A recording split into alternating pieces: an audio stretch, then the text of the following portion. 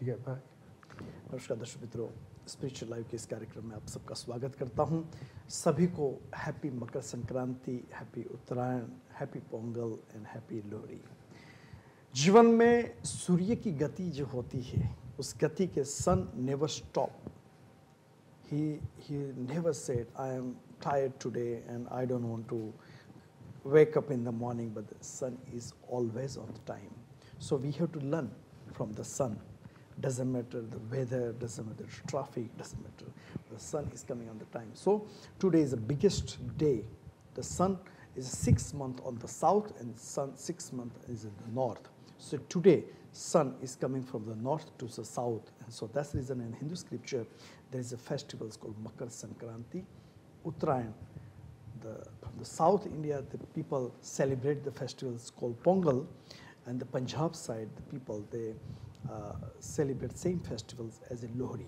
So happy Makar Sankranti, happy Uttarayan, happy Lohri, happy Pongal to each and every community who's celebrating today the big day of sun.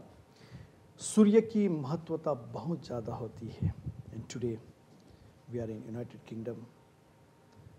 Many people they're thinking about what's happening next, what we are going to do. Business people, they are thinking business way. But today we are talking about the community. And the community is so important for each and every angle. I have very great privilege, which is our Borough Commander, who's responsible for the Brent, Barnet and Harrow. It's a big responsibility. As I said previously, is where we don't know how to manage our 5 people in the house. But this man is managing 3 boroughs and is very helpful, very kind, and according to my experience, whenever we need him, whenever we call, quick response with the quick action.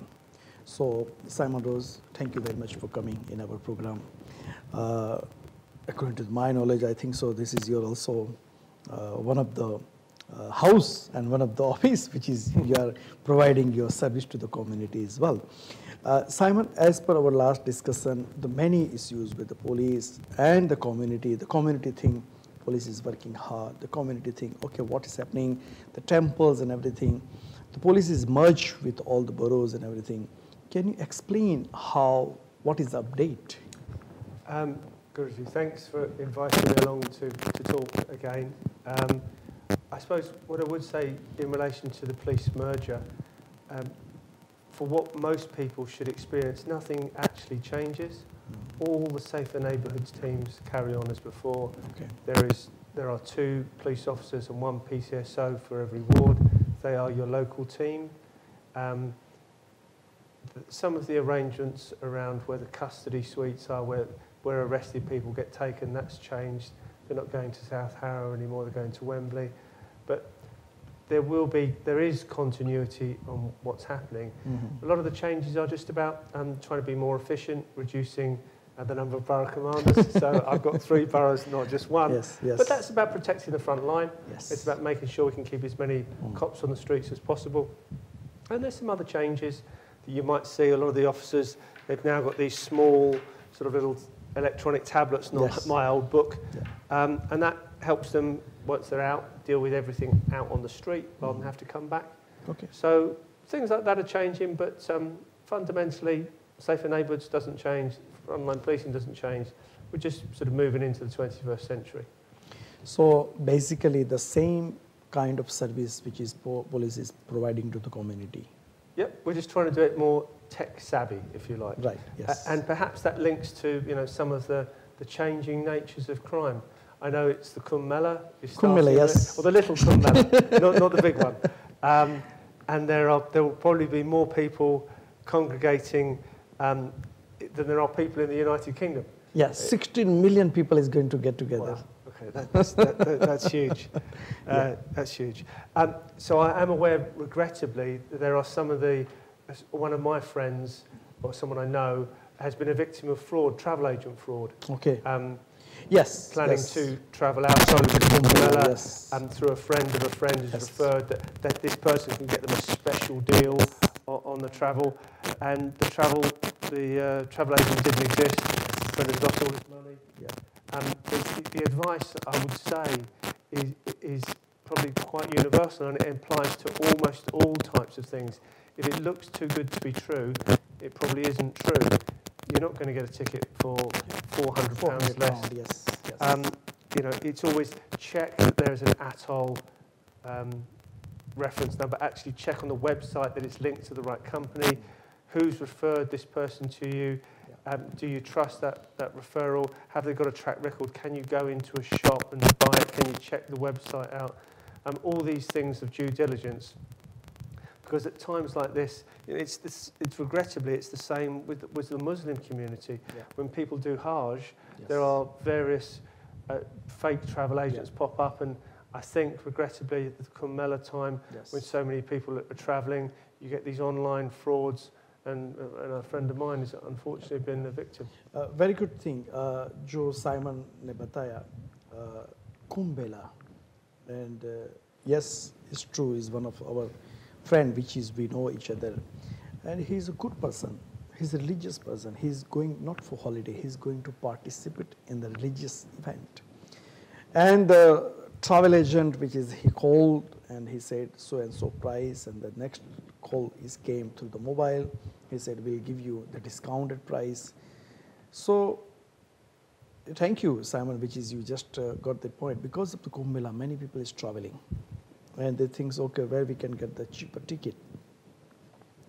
They're trying to search on the website, they're trying to call the many agents, and then suddenly the call come from wherever, from the inside, from the outside, but the people is victim after that. So be careful, the people who's going to Kumbh Mela or anywhere part of the world, Hindu community or Muslim community or Sikh community, whatever the community, but you have to be careful before you give any detail of your credit card, debit card, or transfer the money, because after that, if you inform the police have to go each and every angle. That is also the long procedure. So before we go in that depth, why we cannot search ourselves, is that genuine, why we should give the money. I think as well it's quite useful if we can to let everyone know about a website called Action Fraud. Action Fraud, because this is the website provided by the government that lists all the scams and tricks that are out there.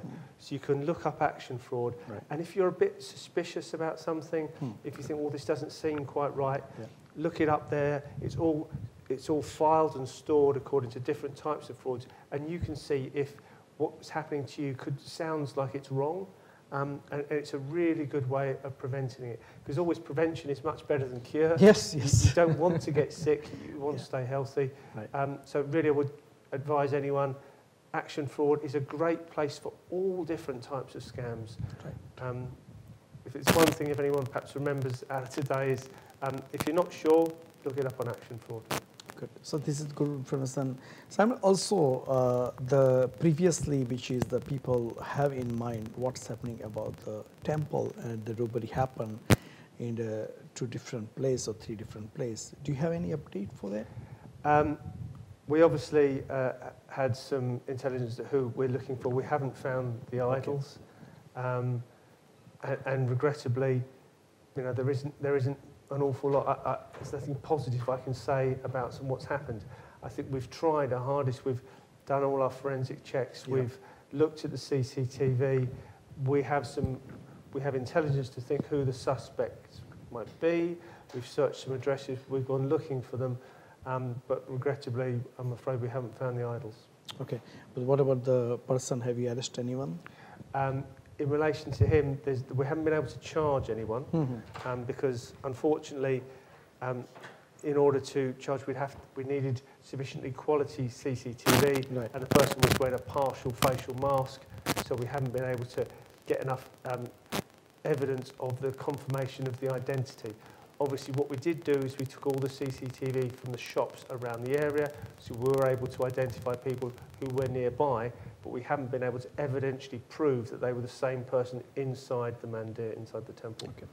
जो हमारे commander ने बताया उस में बात ये है कि जीवन में बहुत कुछ होता है। मंदिर की जब बात चलती है तो मंदिर की बातों में जो जहाँ चोरियाँ हुई है, जो भी बातें हुई है, उसमें पुलिस ने अभी भी उसमें कार्य कर रहे हैं, अभी भी उसके अंदर उस आदमी को ढूंढ रहे हैं, अभी भी उस कार्य से लेकर कि जीवन में वो प्राप्त करना चाहते हैं कि how police officer can help the temple, how that they will help others, all the matters. And now we have also, which is a great personality of our hero, and he's working very hard for the community as well.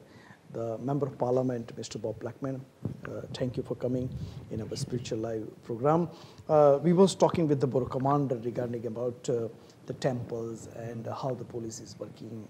And nice of him, he said, yes, the same kind of performance which is they are doing. So do you have any comment or any point to ask about your Well, obviously, when we had this terrible incident, well, it's not just one incident, it's been a series of incidents where people have chosen to defile the temple or the temples. I think one of the concerns I think the whole community shares is the view of saying how can a religious area be attacked in this way. So I took up the issue, and I'm pleased with the response from the police because they understand the issues, which is great in our area. Not all police forces, I think, understand the extent to which this is, I think, a desecration of the temples. But I took up the issue in Parliament with the Home Secretary, saying that what we need to do now is look at a review of security for all temples across the UK. Because if they can do it in Kenton, if they can do it in Willesden, every temple is vulnerable.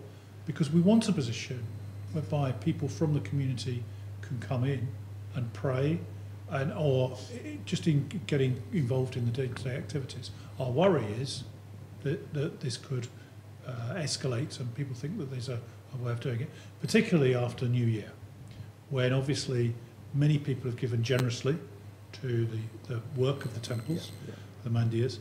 The problem then has been, I think, that some deluded people think that lots of money will be stored there. I think one of the issues is, of course, so many people put coins in to get any sort of reasonable money. They will have to be very strong indeed to be able to lift the bulk. And so I think it's very sad that people have chosen to do this. I know that if people are so desperate for something to eat or for shelter, then the temples will gladly give them succour, give them food, give them shelter and look after them. So there's no excuse, absolutely no excuse for attacks on the temples.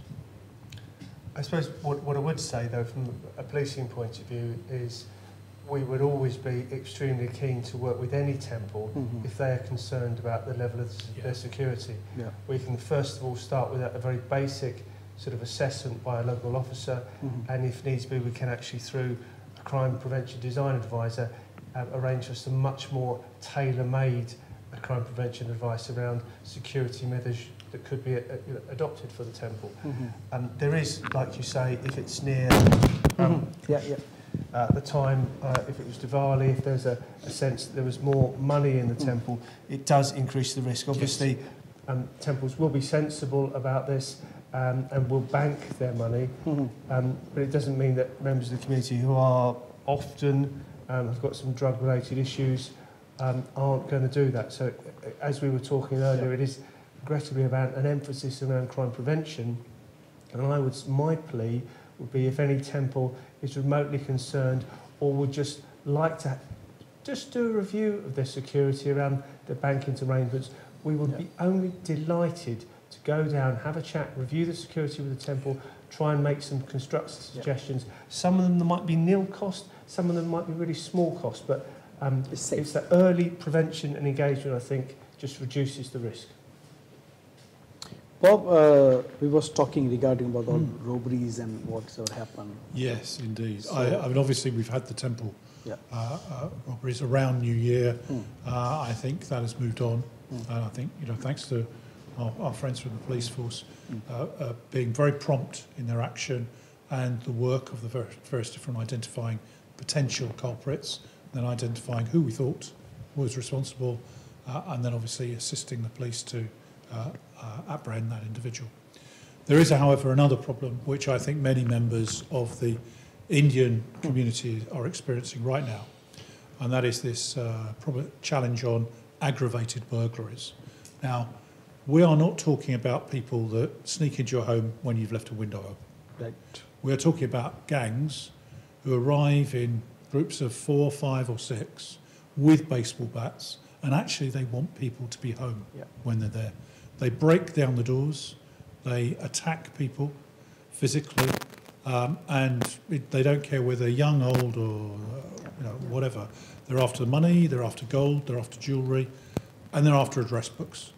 And my concern is, in our area, we've had, I think, a spike of this sort of activity leading up to Christmas, and it's continued thereafter. It's moved in terms of the location, but it appears that these are well-organised people who don't care about. But normally, I think the Borough Commander would tell us that normally burglars want to leave behind the minimum in terms of any DNA or any forensic evidence. These people don't seem to care. I mean, they are nasty individuals. It's our duty to help and assist our colleagues in the police to apprehend these people and get them into court and behind bars where they belong, rather than the threat to the community. Now, I know that the police have given every assistance to the terrible victims, but I do know, and I've voiced this view to you already, Chief Inspector, the key concern here is in the community of thinking, oh my goodness, I could be next. Am I safe in my own home? Are my children safe in the home? What should I do about this? And I think some messages of reassurance would be very helpful. I've organised a meeting for the Stanmore area, wider Stanmore area, on the 7th of February, where we will have police along to advise. I know that the police have been giving out smart water kits to help assist in, basically assisting people to give their own security. But I think it's the reassurance now of apprehending these people and putting them behind bars where they belong. Absolutely. Unfortunately, we aren't just looking at one team of individuals. Just this last week, we were actually able to extradite someone from Spain who was arrested in Malaga with a European arrest warrant linked to a string of burglaries before Christmas. We were able to track. Well, let's not go into how we tracked him down. We tracked him down over there. He's come back. So Connors is now inside. There are other members of that small criminal network that one of them we have been able to arrest and prosecute for something else. But we are talking, regrettably, about 4 or 5 groups of people. They are operating over the whole of the northwest London, Hertfordshire, Thames Valley type of area. It is a Met Police and other constabularies coordinated reactive and proactive response in relation to that. A lot of, like you say, the emphasis around the work that we are doing is simultaneously pursuing that covert proactive response, looking at those groups of people, but also with the potential members of the community, still focusing on, regrettably, the vast majority of even these awful aggravated burglaries, they are opportunistic, and there is still an awful lot any member of the community can do to make their house less appealing or attractive to that burglar. Regrettably, it is very simple things like motion detector lights, perhaps a dummy CCTV camera, perhaps a dummy alarm. Now, they're not always looking to go in whilst the people are there. They're going in at night, and they don't care whether the people are there. That's that sort of reckless nature to them.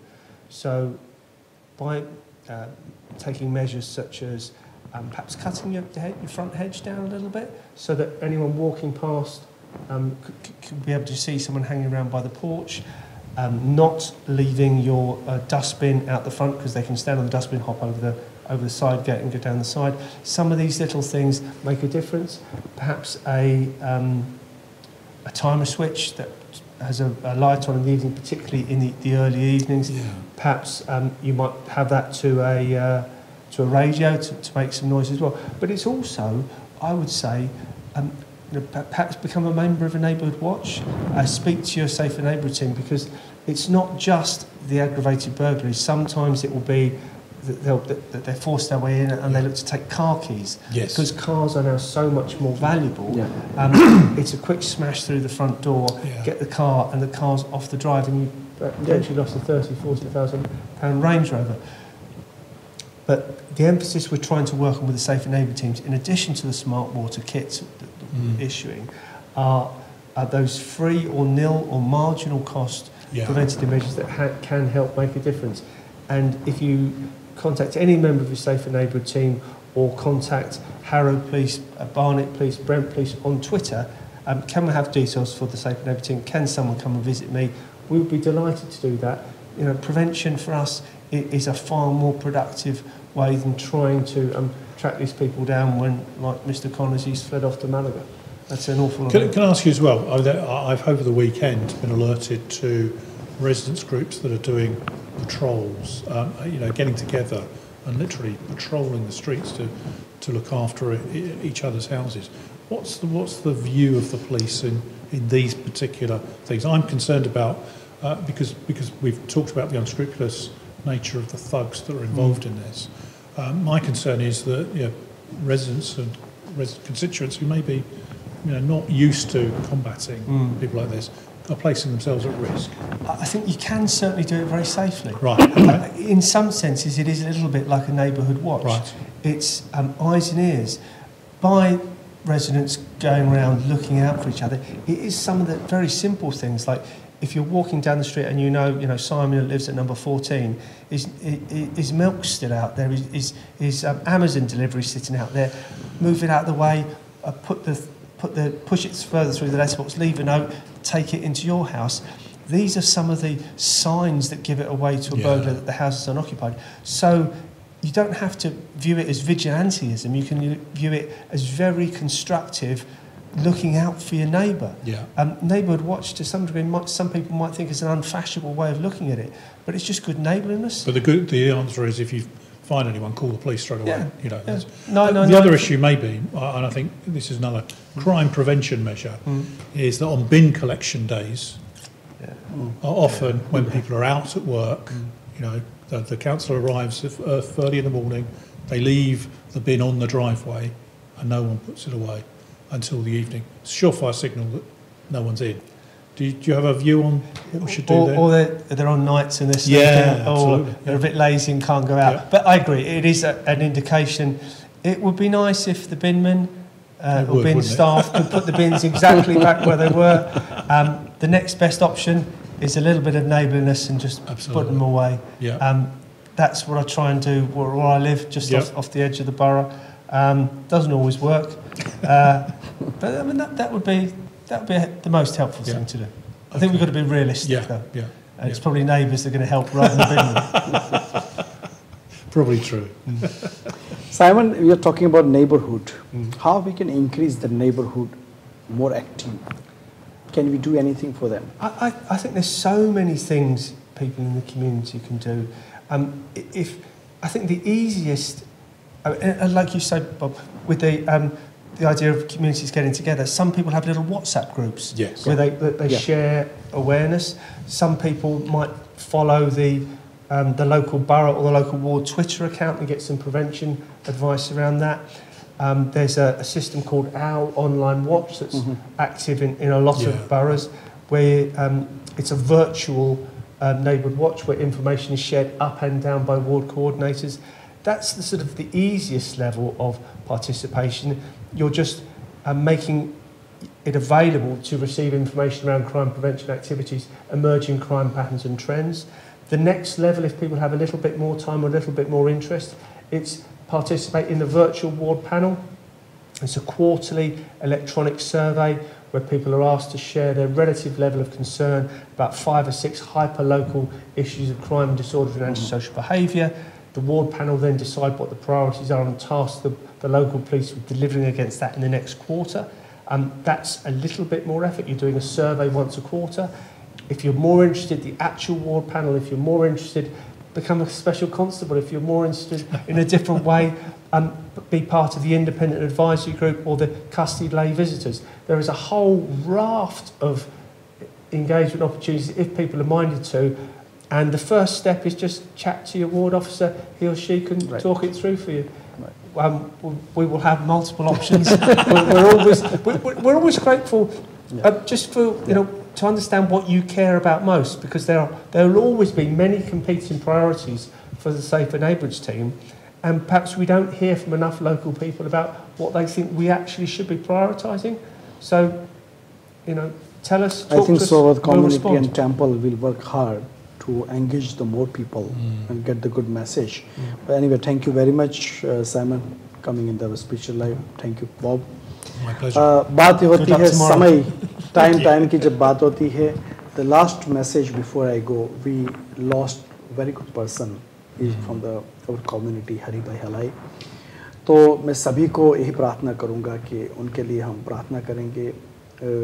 The person is very humble, supportive, always talking each other how he can help to others as well. So भगवान से प्रार्थना करें उनके आत्मा को शांति मिले. हरि ओम पूर्णमः पूर्णमिदं पूर्णार्पणमुदच्यते पुनश्च पूर्णमादाय पूर्णमेवावशिष्यते. हरि ओम शांति शांति शांति.